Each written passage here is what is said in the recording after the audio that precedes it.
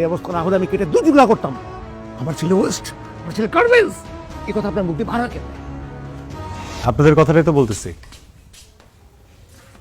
আপনাদের মুখ থেকে বের হওয়া কথাটা যখন আপনাদের কানে যেয়ে পৌঁছায় এত কষ্ট লাগে কেন?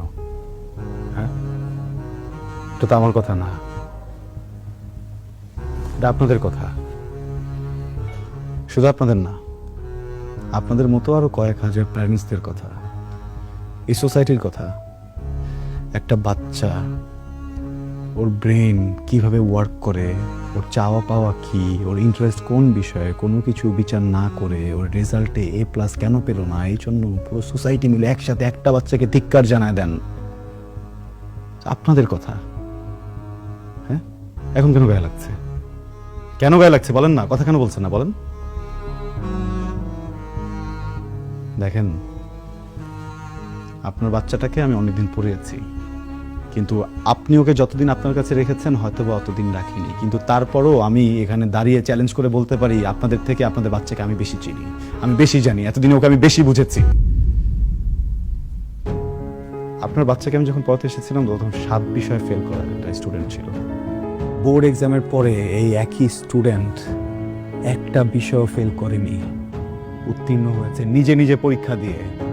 আপনারা হুমড়ি খেয়ে পড়লেন কেন A+ পেল না? কেউ কি একটাবার জিজ্ঞেস করেছেন 7 বিষয় ফেল করা স্টুডেন্টটা কিভাবে A- পেল, কিভাবে পাস করলো, প্রত্যেকটা সাবজেক্টে কিভাবে পাস করলো, কেন পাস করলো?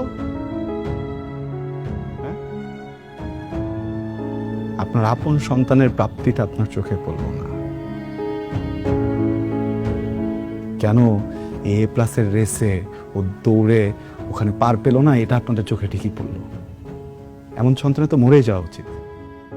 ওকে বাচ্চা রেখে কি করবেন? আপনার বাচ্চা A+ পায়নি, এটা নিয়ে যদি সোসাইটির মানুষও ওকে 5টা বাজে কথা বলে, আমি লিখে দিতে পারবো, আপনারা কেউ প্রোটেস্ট করবেন না, আপনারা বলবেন ঠিকই বলেছেন। কেন আপনার সন্তানকে কেন আরেকজন কথা বলবে? ও তো উত্তীর্ণ। A+ কি আছে আমাকে বলুন? হ্যাঁ, A+ কি আছে?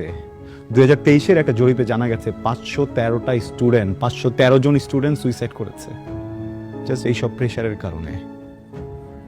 আপনার সন্তানের সাইকোলজি আমি বুঝি, আমিও শিক্ষক, আমি বলে দিচ্ছি, ওই ইন্টারে যে দেখবেন আবার হয়তো বা একটুর জন্য A+টা ছুটে যাবে, হয়তো বা এ পাবে, আবারও তো আপনারা একই ব্যবহারটাই করবেন ওর সাথে, ওই একই প্রেশার দিবেন, ও তো তখন আবারও সুইসাইড করবে। এবার বাড়িতে করেছে, এরপর এবার হয়তো বা বাড়িতে খুঁজে পাবেন, এমন কোথাও যে মরে থাকবে টেরও পাবেন না আপনারা। যে বাচ্চাটা মরেই যাবে 2 দিন পরে,